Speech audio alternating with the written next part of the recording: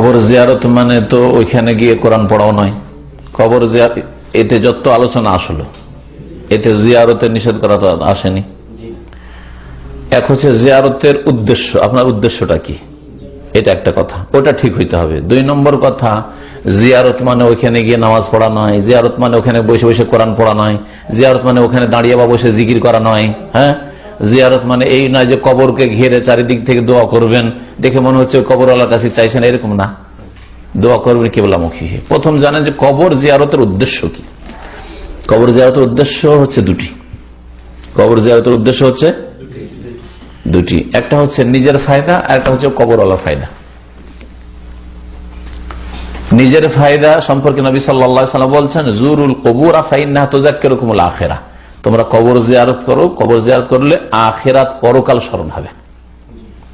এখন আপনাদেরকে জিজ্ঞাসা করি, পাকা কবর দেখলে পরকাল স্মরণ হবে, যেখানে কোটি কোটি টাকা ডেইলি ইনকাম হচ্ছে ওরসে মাজারে, ওখানে আখিরাত স্মরণ হবে না? গরিব ভাঙাচোরা বসে গেছে কবর, আর জঙ্গল হয়ে গেছে, গাছ হয়ে গেছে, ওই রকম কবর, গ্রামের কবর, মায়ের কবর, বাপের কবর, দাদা দাদি, নানা নানির কবর দেখলে আখিরাত বেশি স্মরণ হবে।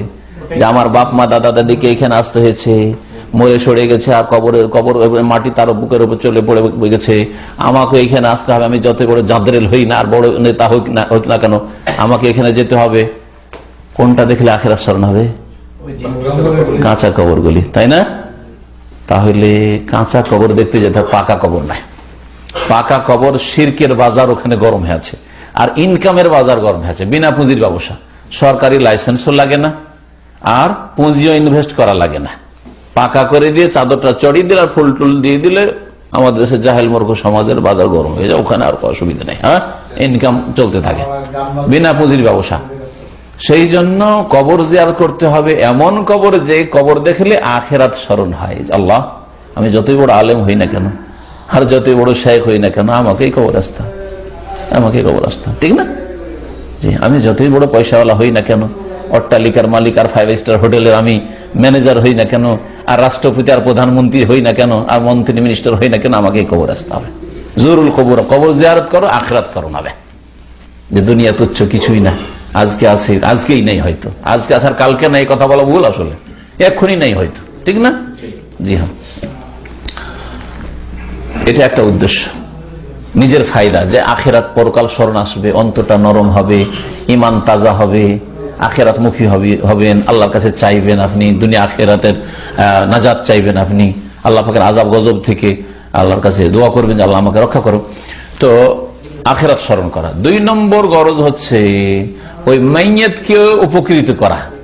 সালাম দিলেন, শান্তি আল্লাহর পক্ষ থেকে নাযিল হবে, আর কবরে আযাব হালকা হবে। তারপরে দোয়া করে আল্লাহ পাকের কাছে দোয়া করেন, আল্লাহ এই মাইয়াত যদি আযাবে থাকে তার আযাব দূর করে দাও, এই মাইয়াতের মর্যাদা উঁচা করো, হ্যাঁ, গুনাহ খাতা মাফ করে দাও, বালা মুসিবত দূর করে দাও, এর শাস্তি আছে দূর করে দাও, এর কবরকে প্রশস্ত করো, যে দোয়া করলেন। তো ওই কবরওয়ালার ফায়দা হলো, 2টো ফায়দার জন্য, একটা হচ্ছে নিজের ফায়দা আখিরাত স্মরণ, আর কবরওয়ালার ফায়দা যে ওর জন্য দোয়া করলেন, সালাম দিলেন, ওতে কি হবে? আযাব থাকলে দূর হবে, আর আযাব যদি না থাকে তো মর্যাদা উঁচা হবে। নেক মানুষের কবর, ভালো মানুষ, তাহলে মর্যাদা উঁচা হবে। বুঝা গেছে? তো এই 2টি উদ্দেশ্য। আর 3য় উদ্দেশ্য যদি থাকে যে কবর জিয়ারত কেন করছি, যে কবরওয়ালা দিতে পারে, কবরওয়ালার কাছে চাইলে পাওয়া যেতে পারে, কবরের কাছে হাজির হইলে, মাজারে হাজির হইলে, ওখানে ওলি ওরা না চাইলে ওনারা দেন, খালি হাতে ফিরান না, তাহলে শিরকি জিয়ারত। এটা হচ্ছে শিরকি জিয়ারত। উদ্দেশ্য চেঞ্জ হয়ে গেল। উদ্দেশ্য কি? তার কাছে গেলে কিছু পাবো। বাবা দিতে পারবেন, আটরসি বা শাহজালাল বাবা দিতে পারবেন, হ্যাঁ, খাজা আজমেরি দিতে পারবেন, চিশতি দিতে পারবেন, সেই জন্য তাহলে শিরকি জিয়ারত। আচ্ছা, এটা করলেন না, হয়তো এর চাইতে একটু কম, আল্লাহর কাছে গিয়ে চাইবো, কিন্তু ওলিউল্লাহর কবরের কাছে যদি চাই তো আল্লাহ দ্রুত দুয়াটা কবুল করবে। এই জন্য শাহজালাল যাচ্ছি, ওখানে গিয়ে আল্লাহর কাছে সন্তান চাইবো।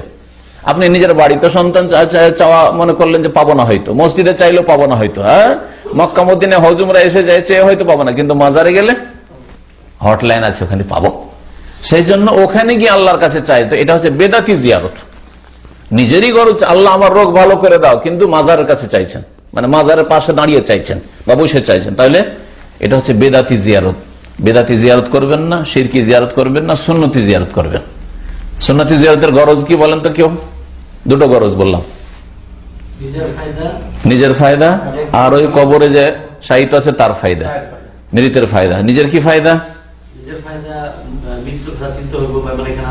আখেরাত স্মরণ হবে, তো আখেরাত পরকাল স্মরণ হবে যে আমাকে পরকালে পাড়ি দিতে হবে। আর ওই মৃত লোকের কি ফায়দা? তার জন্য দোয়া করলে তার কবর বালা মুসিবত দূর হবে, আযাব দূর হবে, হ্যাঁ, তার উপকার হবে। আর এই ধারণা করা যে কবর জিয়ারত করলে আমার কিছু ফায়দা কবর আল্লাহর কাছে পাবো, শিরকি জিয়ারত। কবরের পাশে গিয়ে আল্লাহর কাছে যদি চাই তাহলে তাড়াতাড়ি পাবো আল্লাহর কাছে, বেদাতি জিয়ারত।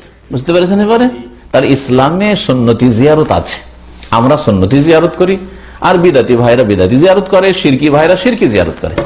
শিরকি ভাই বলা ঠিক হলো, যারা শির করে তার ভাই হইতে পারে না, আবার যারা শির করে তার ভাই হইতে। আল্লাহ বলছে ইন্নামাল মুমিনুনা ইখওয়া, মুমিনরা পরস্পর ভাই।